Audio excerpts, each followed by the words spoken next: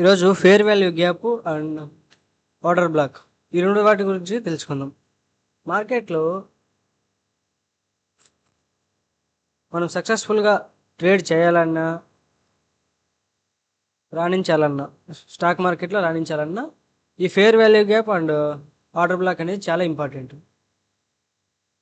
ఎప్పుడైనా కానీ మనం ఒక మార్కెట్ అనేది కంటిన్యూగా మూవ్ అవుతుంది, అప్వర్డ్ కానీ డౌన్వర్డ్ కానీ మూవ్ అవుతుందని తెలుసుకోవాలంటే ముఖ్యంగా ఆధారపడేది ట్రెండు, ఆ తర్వాత ఈ ఫేర్ వాల్యూ గ్యాప్స్.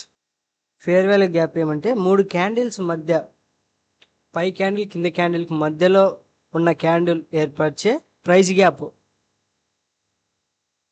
కింద క్యాండిల్కి పై క్యాండిల్కి మధ్యలో ఉన్న క్యాండిల్, మూడు క్యాండిల్స్ మధ్య, ఈ 3 క్యాండిల్స్ మధ్యలో కింద క్యాండిల్స్కి పై క్యాండిల్కి మధ్యలో క్యాండిల్ ఏర్పరిచే ప్రైస్ గ్యాప్నే ఫేర్ వాల్యూ గ్యాప్ అంటారు.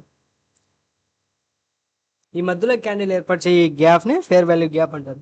ఈ ఫేర్ వాల్యూ గ్యాప్ ఎందుకు ఏర్పడుతుందంటే, ఈ కింద క్యాండిల్ కంటే పై క్యాండిల్ కంటే, ఈ రెండు క్యాండిల్ కంటే మధ్యలో బయ్యర్స్ అనేవాళ్ళు కానీ సెల్లర్స్ అనేవాళ్ళు కానీ స్ట్రాంగ్గా ప్రైస్లో ఇన్బ్యాలెన్స్ చేస్తారు. అది బయింగ్ కానీ సెల్లింగ్ కానీ చేయడం వల్ల ప్రైస్ అనేది ఇన్బ్యాలెన్స్ అవుతుంది. దేనికి కింద క్యాండిల్కి పై క్యాండిల్ విక్కి, కింద క్యాండిల్ విక్కి పై క్యాండిల్ విక్కి మధ్యలో ప్రైస్ అనేది ఇన్బ్యాలెన్స్ అవుతుంది. దీన్నే ఫేర్ వాల్యూ గ్యాప్ అంటారు. ఇలా ఫేర్ వాల్యూ గ్యాప్ ఏర్పడిందంటే అర్థం ఏమిటి? బయ్యర్స్ అనేవాళ్ళు కానీ సెల్లర్స్ అనేవాళ్ళు కానీ, అది మార్కెట్ అనేది అప్ సైడ్లో ఉంటే బయ్యర్స్, డౌన్ సైడ్ ఉంటే సెల్లర్స్ స్ట్రాంగ్గా బై చేయడం జరిగింది లేదా సెల్ చేయడం జరిగింది, ఎంట్రీ ఉంటారు, స్ట్రాంగ్గా ఎంట్రీ అయ్యింటారు. అలా స్ట్రాంగ్గా ఎంట్రీ తీసుకోవడం వల్ల 3 క్యాండిల్స్ మధ్య ప్రైస్ అనేది ఇన్బ్యాలెన్స్ ఏర్పడుతుంది. తర్వాత ఏర్పరిచిన తర్వాత మార్కెట్ అనేది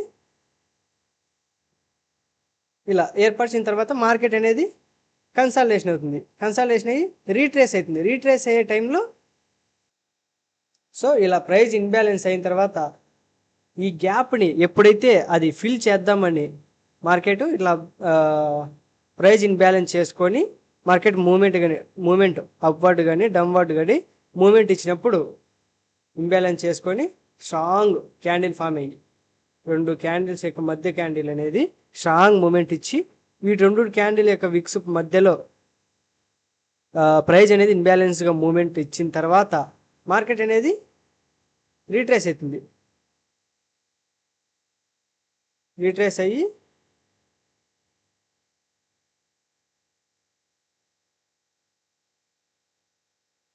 ఈ గ్యాప్ని ఫిల్ చేస్తుంది. ఫిల్ చేసేటప్పుడు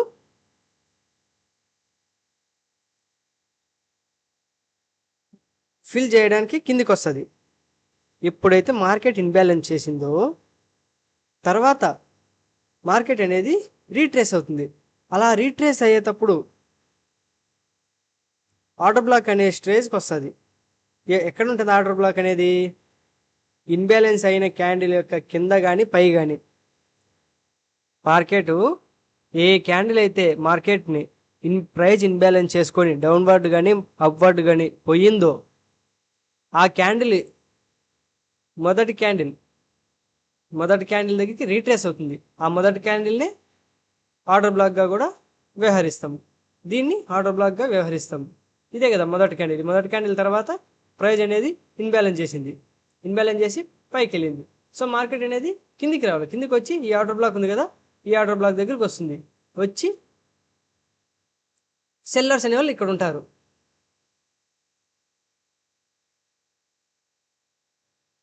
సెల్లర్స్ అనేవాళ్ళు ఇక్కడ ఉంటారు. సో మనం ఏం చేయాలా? ఇక్కడ దాకా వెయిట్ చేసి మార్కెట్ ఇక్కడ వచ్చిన తర్వాత ఎంట్రీ తీసుకొని ఇక్కడ ఎంట్రీ తీసుకొని స్టాప్ లాస్ని దీని పైన పెట్టాలి, దీని కింద పెట్టాలి. ఎందుకంటే మార్కెట్ అనేది రీట్రేస్ అవుతుంది. వీటికి వచ్చి సెల్లర్స్ని బయ్యర్స్ని మ్యానిపులేట్ చేస్తుంది. సో వాళ్ళ స్టాప్ లాస్ని హిట్ చేస్తుంది. హిట్ చేసి అప్పుడు మార్కెట్ పైకి వెళ్తుంది. 3 క్యాండిల్స్ మధ్యలో ఏర్పడిన ఇంబ్యాలెన్స్ని ఫేర్ వాల్యూ గ్యాప్ అంటారు. ఫేర్ వాల్యూ గ్యాప్ ఏర్పడిన ఫస్ట్ క్యాండిల్ యొక్క బాడీని వాటర్ బ్లాక్ అంటారు. ఫేర్ వాల్యూ ఏర్పడిన ఫస్ట్ క్యాండిల్ ఇదే కదా ఫస్ట్ క్యాండిల్ ముందరే కదా ఈ క్యాండిల్ ఫేర్ వాల్యూ గ్యాప్ని ఏర్పరిచింది, ఇంబ్యాలెన్స్ చేసింది ప్రైజ్ని 3 క్యాండిల్ మధ్యలో. సో అప్పుడు ఫస్ట్ క్యాండిల్ ఏదైతుంది, ఇది అవుతుంది. ఒకవేళ ఇట్లా డౌన్ మూమెంట్లో అయిందనుకో, డౌన్ మూమెంట్లో ఇతర పక్క క్యాండిల్ ఫామ్ చేసిందనుకో, ఫస్ట్ క్యాండిల్ ఇది అవుతుంది. ఇది వాటర్ బ్లాక్ అని కూడా అంటాం. అప్పుడు మార్కెట్ సేల్ సైడ్ తీసుకోవాలనుకుంటే ఈ ఆర్డర్ బ్లాక్ పైన స్టాప్ లాస్ పెడతాము, ఎంట్రీ ఏడు తీసుకుంటాము, టార్గెట్ అనేది కింద పెట్టుకుంటాము.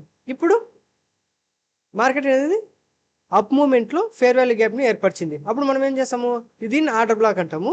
మార్కెట్ అనేది కన్సాలిడేషన్ అయ్యి కిందికి వచ్చి రీట్రేస్ అయ్యి ఎప్పుడైతే ఈ ఫేర్ వాల్యూ గ్యాప్ను కానీ లేదా దీన్ని కానీ టచ్ చేసిందో అప్పుడు మనం ఎంట్రీ తీసుకుంటాం. యాక్చువల్ ఇప్పుడు ఎంట్రీ అనేది ఈడ్ నుంచి తీసుకోవచ్చు.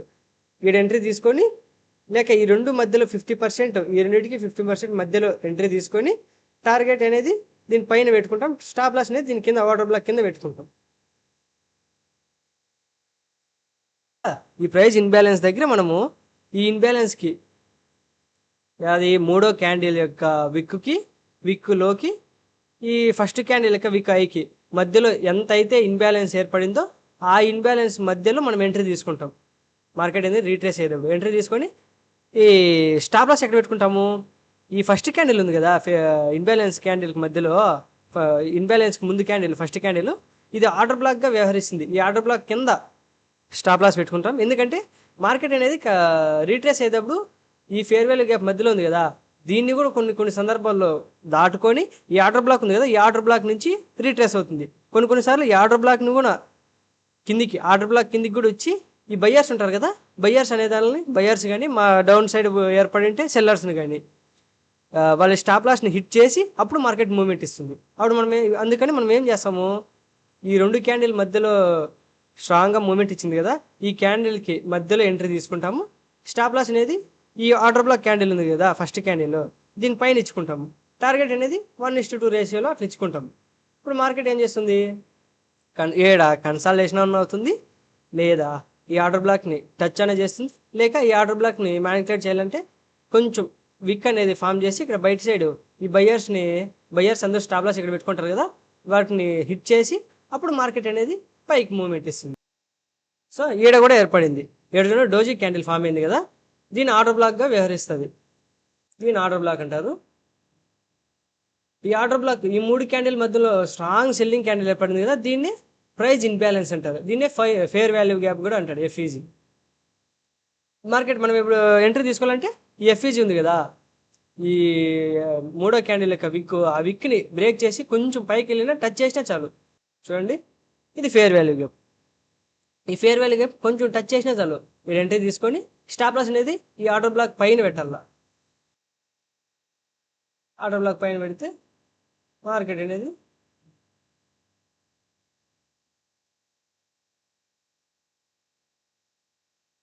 హిట్ చేస్తుంది.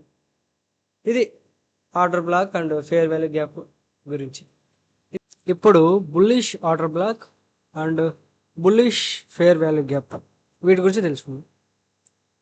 రెండింటికి పెద్ద తేడా ఏముండదు, సేమ్ అంటే ఉంటుంది. ఎట్లా, మూడు క్యాండిల్స్ మధ్య క్యాండిల్ దీన్ని fair value gap, bullish fair value gap అంటారు. ఈ ఆర్డర్ బ్లాక్ కింద రెడ్ క్యాండిల్ ఉంది కదా, దాన్ని బుల్లిష్ ఆర్డర్ బ్లాక్ అంటారు.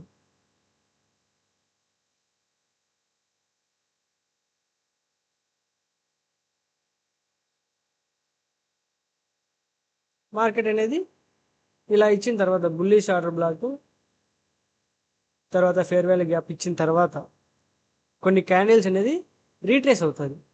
రీట్రేస్ అయ్యి ఈ క్యాండిల్ టచ్ చేస్తున్నట్లే అప్పుడు మనం ఎంట్రీ తీసుకుంటాం. దీన్ని ఫేర్ వాల్యూ గ్యాప్ అంటారు. ఇది బుల్లిష్గా ఉంది కాబట్టి బుల్లిష్ ఫేర్ వాల్యూ గ్యాప్ అంటారు.